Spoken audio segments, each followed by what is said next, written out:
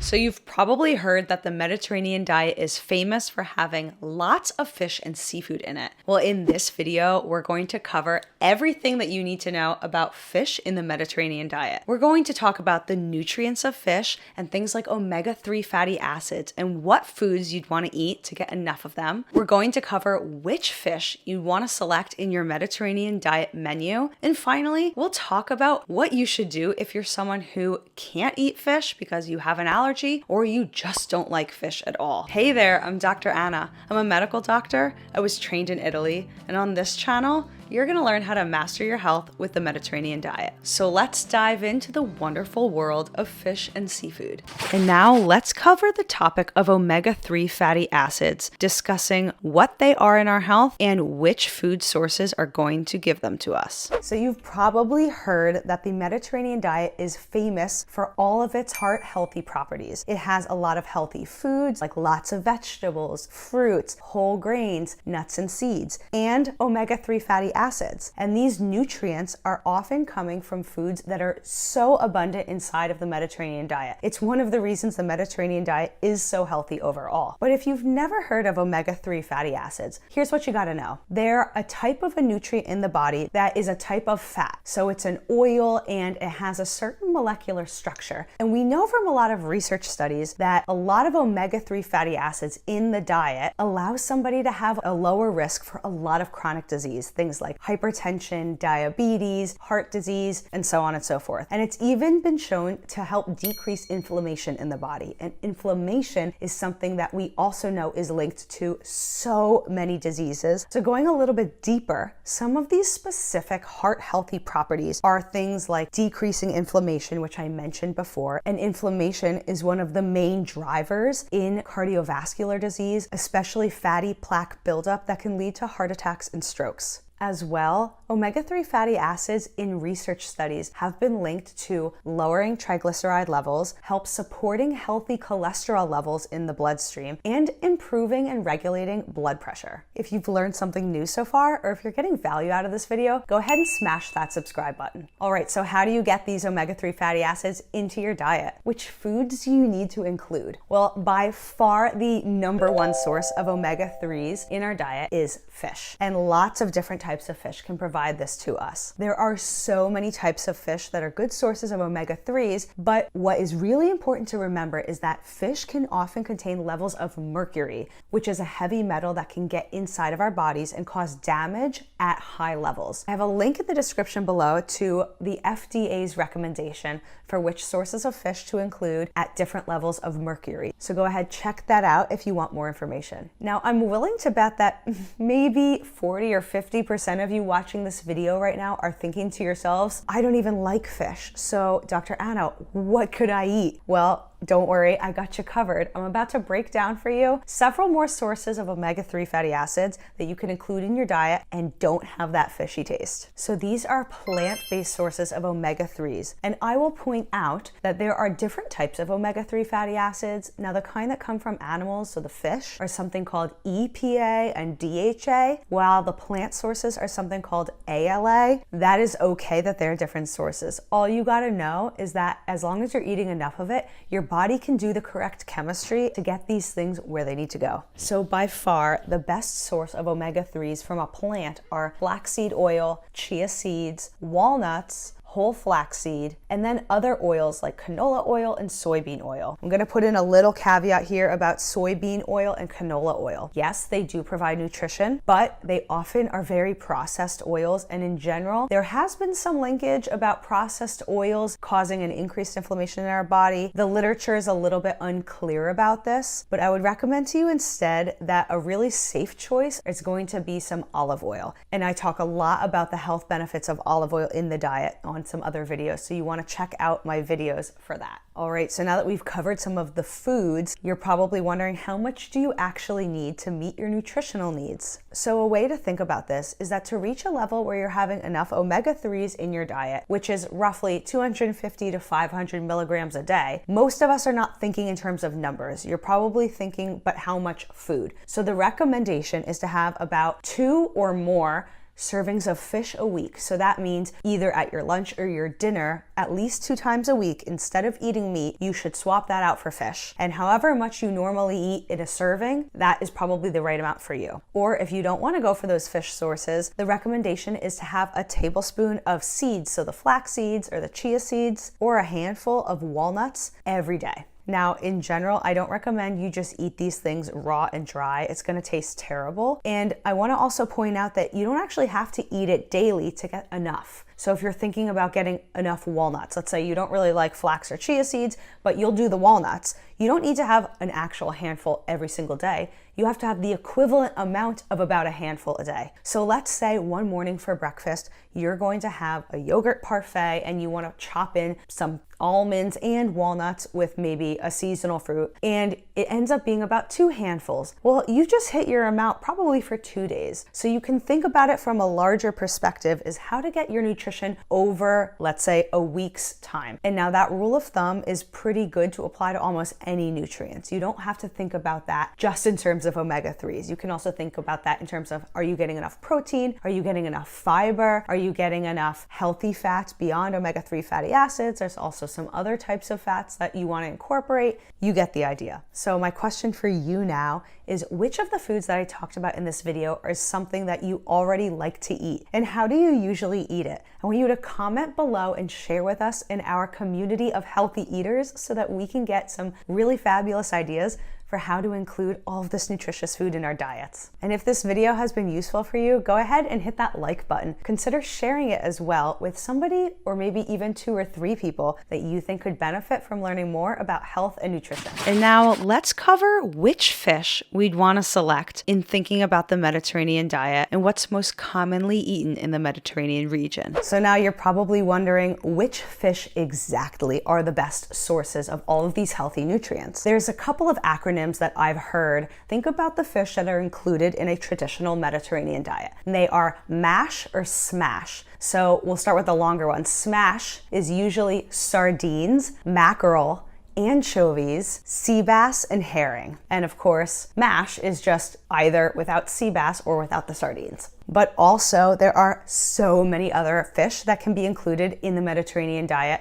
Traditional recipes: tuna, trout, cod, tilapia, flounder, sole, haddock, grouper, snapper, catfish. You get the idea. A lot of these fish are whitefish styles of fish. They're lower in the food chain. Now, why does that matter? Well, it just so happens that one of the downsides of eating a lot of certain types of fish is that it can carry high levels of mercury, which is a heavy metal that is not healthy for our bodies. So we do not want to be consuming too much mercury in our diet overall. Now, I have a link in the description below of an article from the Cleveland Clinic, which is a really great hospital that has a lot of healthy information on the internet. And they describe that a good rule of thumb for consuming fish lower in mercury are to avoid fish that are older or larger. So these are the predator types of fish that often have high levels of mercury. Things like shark, swordfish, king mackerel, tilefish, orange roughy, and some others. If you want to know a little bit more about the specific fish that you might want to avoid in your diet, I do recommend checking out that link. It's super helpful. I've also linked for you below the FDA, the Food and Drug Administration's list of recommended fish that are good and low in mercury levels. Okay, meaning they have a little bit higher mercury levels, but they're not going to be harmful for your health if you eat them less often. And then the fish to avoid. So I gotta ask you now, what is your favorite fish recipe? Is it something that's traditional in the Mediterranean diet, or is it something else from a different part of the world? I want you to comment and share below with us so that we can have these recipe ideas bouncing through our healthy community and we can all get inspired to eat some more fish. And now let's discuss what to do if you can't eat fish or you just don't like fish, and how to think about your Mediterranean diet approach. Let's talk about how we can still adopt the Mediterranean diet to work without fish or seafood. So on the screen here, you're going to see a Mediterranean diet food pyramid from the group Old Ways. And I like this food pyramid because it's pretty accurate to what the Mediterranean diet portrays, but it's also just really nice visually. So of course, you're going to see that fish and seafood is smack dab in the center of it. And it's in the middle of the pyramid because it's trying to portray the idea that fish and seafood should be eaten at a moderate amount in the diet overall. It's not at the bottom of the pyramid where Those are foods that are going to be vegetables, fruits, whole grains, legumes, lots of plant foods, which should be eaten in abundance at almost every meal, but at least every day. Fish and seafood does not need to be eaten every day, and the Mediterranean diet doesn't necessarily support eating fish or seafood every single day. But the general recommendation is to have fish or seafood a few times a week. Different dietary guidelines from different countries around the world vary on the number of days they suggest. Some countries say 1 to 2 days, others 2 to 3, or even up to 4 days a week. But overall, it's generally supposed to be a moderate amount. So let's say you knocked out this category entirely and you do not have any more fish or seafood in your Mediterranean diet. What is this going to look like? Well, we're going to have to bump up the foods that are in the bottom part of the pyramid. And to make up the difference and make sure that we're meeting enough nutrition, we'll probably also have to bump up a little bit of the top of the pyramid too. Let's follow this thinking here by going one nutrient at a time that fish and seafood provide us so that we know what kinds of foods we want to be incorporating instead. Let's start by the most obvious one, which is protein. Now, fish and seafood are a very good source of protein in our diet. They are a type of animal and they're going to provide our body with what's called a complete protein. That means all 9 of the essential amino acids, or the little building blocks of protein, are going to be provided to us from these food sources. Now, one thing we need to keep in mind is that all animal products are complete proteins, and by and large, all plant products are not. But that doesn't mean we can't create a complete protein from plant sources. This is why beans and rice are commonly put together, because lots of whole grain sources and lots of legumes in combination will provide all 9 of those essential amino acids. So you can either give your body protein from plant sources balanced correctly, or you can eat other animal sources. Now, if we're still following the Mediterranean diet principles, we want to incorporate a little bit less red meat compared to other types of animal products. So by looking at that pyramid, we're going to see that a category that includes eggs, dairy products like yogurt, cheeses, even milk itself, and then things like poultry should be consumed more than something like a red meat, which could be beef, it could be lamb, or other types of wild game meat. So in terms of the balance between how much of these different protein sources we should incorporate, the emphasis should still be on the plant protein sources, eating things like beans and lentils in combination with whole grains like rice, quinoa, amaranth, buckwheat, spelt, oats, and then getting some protein from things like nuts and seeds, which will also provide our body other nutrition like healthy fats. And then finally, working towards incorporating some of those animal sources of protein. So those are eggs and yogurt and cheeses and milk, etc. All right, the next category of nutrients that fish and seafood provide us are healthy fats. And this is something that makes fish and seafood kind of famous when it comes to common knowledge about nutrition. Fish provides our body with something called omega-3 fatty acids. These are really healthy fats that are very important for our brain health. And it just so happens that there are not that many food sources that are providing our body with this perfect nutrient. So fish and seafood is famous for it because it's in abundance. Now, the thing about omega-3s in fish and seafood sources is that they don't actually make omega-3 fatty acids themselves.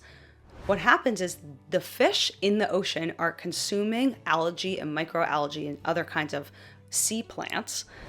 And it's those plants that actually are providing the source of omega-3.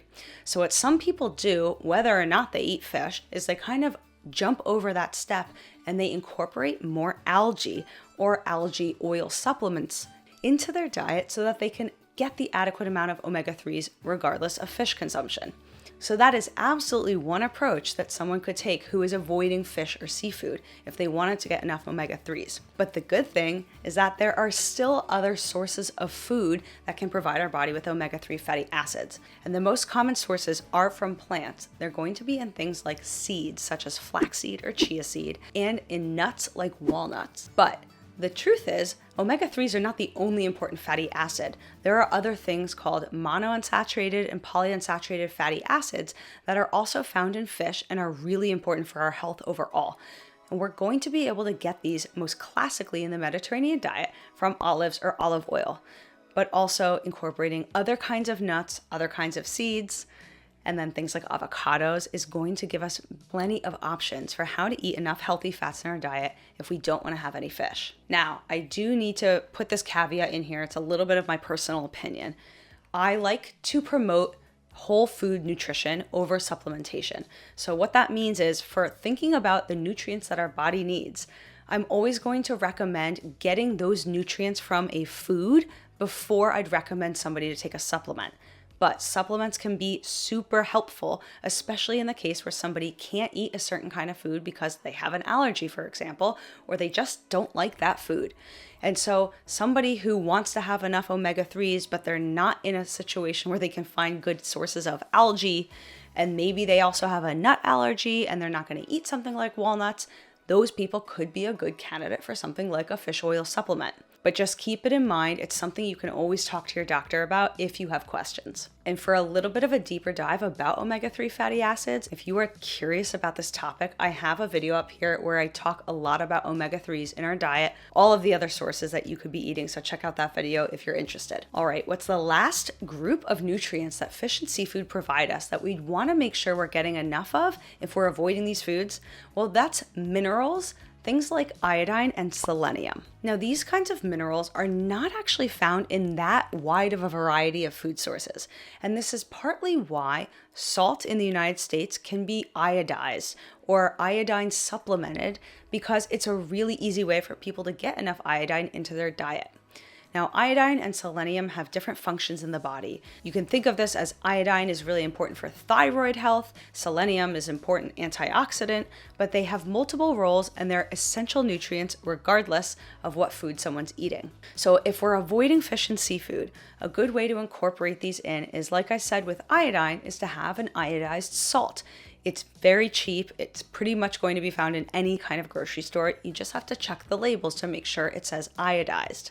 But other sources of iodine and selenium in our diet are lots of other animal products, things like milk, eggs, or other kinds of meat. But keep in mind, as we know, the Mediterranean diet does de-emphasize animal foods over plant foods. So if we're thinking about our plant sources of some of these minerals, seaweed is another great option, as well as other types of nuts that provide tons of selenium, things like Brazil nuts, macadamia nuts, or hazelnuts. Now, I'd like you at this point to comment below and share with us which of these foods you would consider incorporating into your diet if you're not eating them already. And if you are a fish eater, and if you just can't manage to avoid fish because you love it so much, comment below and share with us what types of fish you're typically eating in your Mediterranean diet approach. It's just so great to read all of your comments, sharing your recipe ideas with each other. That is what makes this community thrive. So at this point, if you're fishing for more ideas of what to eat on the Mediterranean diet, I have my complete guide up here that breaks down lots of meal ideas for every single meal of the day: breakfast, lunch, dinner, even snacks and desserts. So check out that video and I'll see you in there.